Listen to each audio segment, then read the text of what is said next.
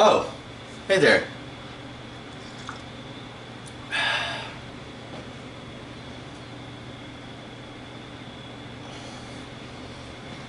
If you're wondering why we're in the kitchen, today we're going to do another set of server pro tips. This is all things that me and Anna do and have thought of together because of our extensive experience in the serving industry.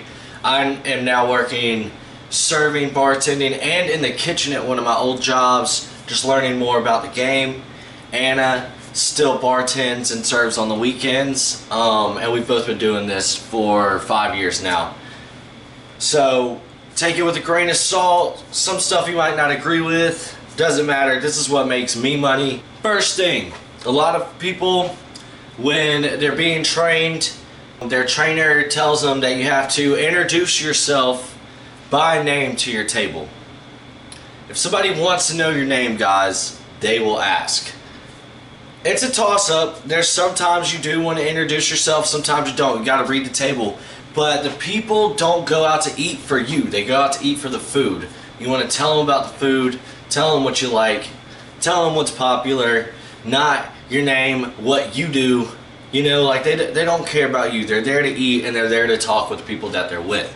The only time I would say otherwise is if you read it's a single person table or maybe a 2-person table and they seem interested in you, they want to get to know you. They say, hey, what is your name?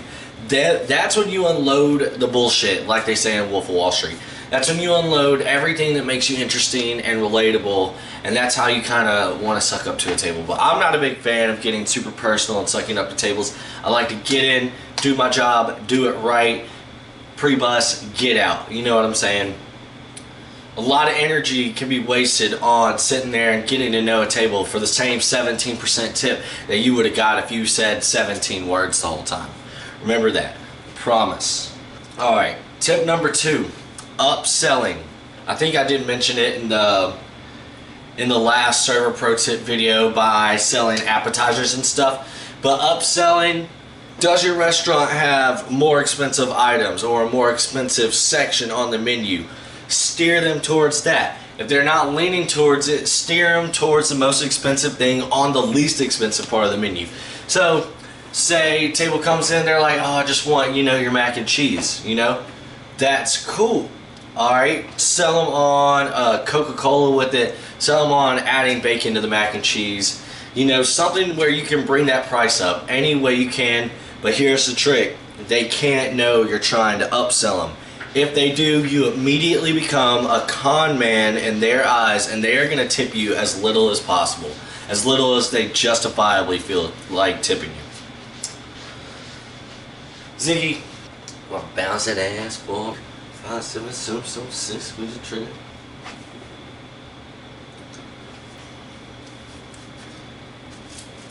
No hat. So to polish that off, upselling is kind of like, selling any appetizer. Upselling could be selling them on a more expensive drink. But here's the thing, to avoid the con man complex, if you're upselling, it can't be bullshit.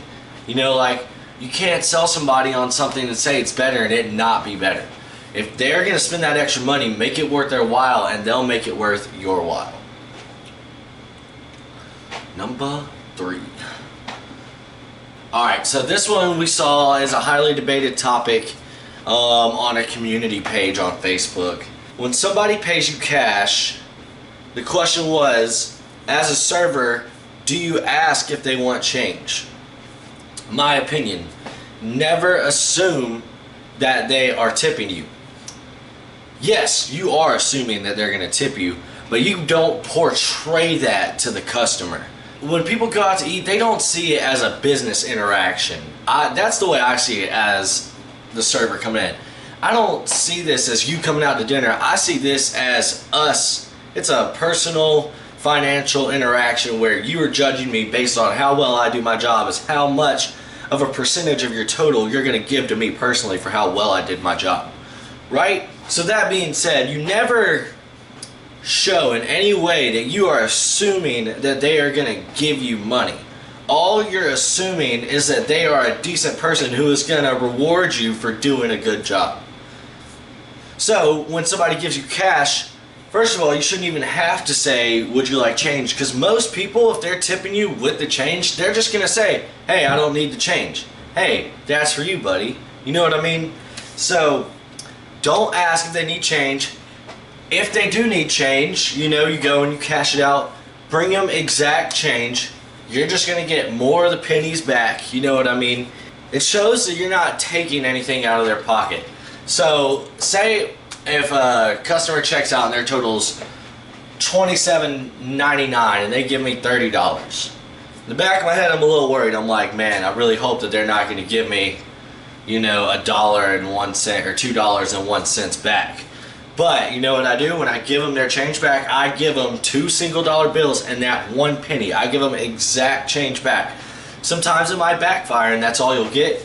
But in my mind, I believe that subconsciously they're going to see that you gave them the exact change, and it continues the idea that this is a business interaction. And it furthers the idea that you are a professional as the server. So, like I said over and over again, it's going to entice them to reward you more monetarily. Number 4. Okay? Tip number 4 is something that was taught to me on one of my first days working in restaurants.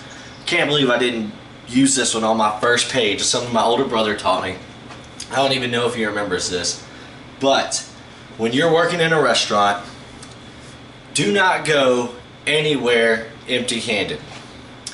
Do not go in and out of the kitchen, especially empty-handed. Here's why. Going anywhere empty-handed, you are wasting your steps and energy. When I say wasting steps and energy, being in the service industry, that's all you do. Walk, walk, walk, walk, walk, walk, walk, walk, walk, walk, walk, walk, walk, walk, walk, walk, walk, walk, walk, all the freaking time. Okay? So, you will walk half as much if you are walking with a purpose everywhere you go. Now, this isn't that big of a deal if you're somebody who's doing serving part-time, but if you're serving for a living, the wear and tear adds up on your shoes, it adds up on your feet, it adds up on your brain. Walking everywhere non-stop aimlessly, I'm telling you, it's going to make you hate your job. Walk places with a purpose, get shit done. Walking in and out of the kitchen doors, especially with a purpose, because you are leaving the front of house and going to the back of house. Coming out of the kitchen, there's 99% of the time there's always something you can bring with you. Does my table need napkins? Can I run food? Is it my food especially? You always want to run your own food. Can I run food? You can help other people run their food. Refills, taking refills back out to the table. A lot of times if I see a drink is half full, I'll bring out a fresh one and their drink is still half full, and I just say, in case you need it. You know, and not alcoholic drinks like, say it's a sweet tea or a Coke or whatever. Those are the drinks that I refill because they're free refills, but it's saying like, here's this for you just in case you need it. You don't have to worry about what you need. I got you. And the other thing, coming out of the kitchen and into the front of house, you can always be bringing bar glasses for the bartender. Help them out. That's how I climbed to bartender, was always being the right-hand man for the bartender. Even though I was always really busy. They needed something, I'd find time to do it and help them. Then, in return, they started teaching me how to do drinks. It's just the way it goes. Finally, coming from the front of house into the kitchen, there is always something you can bring with you to get it out of the way. Pre-bussing, you know, appetizer plates, empty cups, random pieces of paper on the table that you see as you go by. Refills for other people's tables. You do have to be careful. You don't want to step on other servers' toes, but as long as you're not stepping on their toes, it's always good to be helpful. Alright, this is the last thing with that tip about going nowhere empty-handed. It kind of sounds cliche and like you're sucking up to your employer, but it's not sucking up to your employer to be working while you're on their clock. It makes you look like an important employee. It makes you look, they always know they're never wasting their money, scheduling you, giving you more hours, letting you make more money. If your employers see you always working, you're not sucking up to them, you're being a good employee. There's a stigma in restaurants where people think that sucking up and being a good employee are the same thing, and they're not. It's not sucking up to be about your money. Alright, that being said, that's it for server tips from Lost Wolf Limited. See you guys later. God, I hate myself.